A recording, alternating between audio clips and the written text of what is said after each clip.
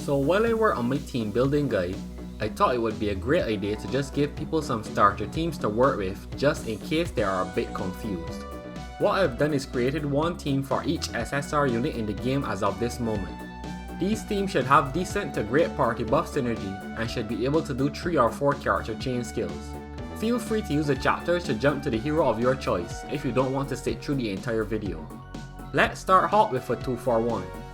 There are 2 fire element SSR units in the game at launch. One is Vishuvac and the other is Plitvice. Since you can only farm one SSR at a time, my advice is to pick your favorite one or whichever one you have the exclusive weapon for and make this team around them. The other 3 units I recommend for this team are Lapice, Akayuki and Lahn. Lahn can be swapped out for any healer you have that might be better, and ideally, we would be looking to swap her out for a hero named Maya in the not so distant future. This team has excellent synergy with Akayuki bringing the party buff of critical chance up, Lapice bringing defense up, and depending on who you choose as your SSR, you either get fire attack up with Plitvice or HP up with Vishuvac. If your SSR of choice is Lapice, my recommended team for her is Aisha, Eva and Lahn. Again, Lahn can be swapped for whoever is your best healer, or if you can survive, can be exchanged for another damaging unit. The good thing about this team is that it is quite tanky, since Aisha and Eva offer the HP party buff and the defense party buff between them. And surprisingly on the flip side, it has a lot of attack because Lapice and Eva both boost light attack. The one weakness of this team is that upgrades for a melee light team are few and far between, so you may end up pivoting to a ranged light team in the future. If your SSR of choice is Jinx, Arabelle, then you can start off with a pretty strong dark team. For Jinx, I chose to place her with Yuz, Karina and Grimoire. This team has a lot of synergy. First, Yuz has the HP party buff, which helps your glass cannon Arabelle survive a bit more damage. Karina gives her HP recovery on enemy kill, on top of providing healing herself to the entire party. And Grimoire is there to increase your skill damage. And speaking of damage, this team puts out a lot of it. Because the entire team is dark element, Arabelle and Karina boost the damage of all of them.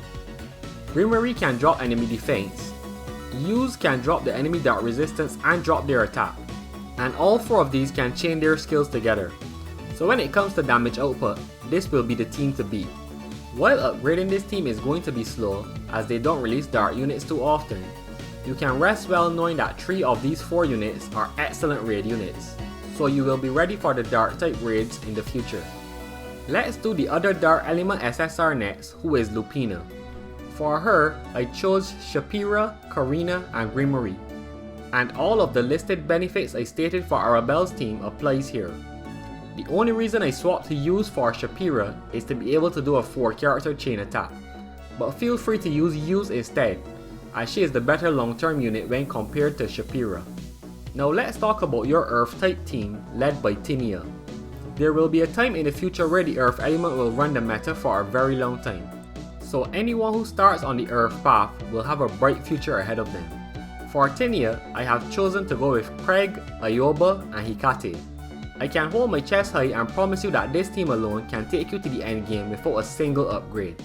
Craig is arguably the best tank in the game at the moment, Ayoba is a great healer, and Hikate is there for damage. Tinia is one of the best raid units as I stated in my hero spotlight, and she has held this position for 2 years and still going strong. So all in all, this is possibly the best team you can start with, when taking into account the present and the future potential of the element. Their party buffs feed into each other excellently, providing you with great offense and a solid defense. Next up we have Bianca, and this is one of the weaker teams I could come up with sadly. For her we have Favi, Coco and Rachel. While water range teams have a bright future, this one here is at best a scuffed start. It has the damage but it is kind of squishy, so it will require a good pilot to man the team. Bianca also has a playstyle that not everyone might enjoy. If you stick it out though, you can polish this team up, and if I'm correct, the best water tank should be in the game within the next 4 weeks. Bianca is one of the few characters though that I would say only invest in her if you truly love her, and it pains me to make a statement like that. Lastly, we have Lahn. Right off the bat, I have no clue how Lahn plays. I've never owned her to try her myself, and I've never seen anyone use her. So judging solely off her skills, she looks like a nice bruiser type character. So I prepared this team with that in mind, and the limited options I have. We can use Knight, Rangpang, and Lorraine.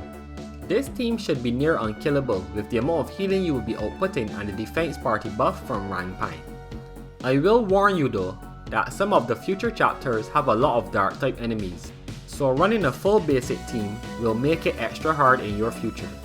Because of that, I suggest branching out from this element when you get the chance. But if anyone is using Lahn, let me know what you think of her.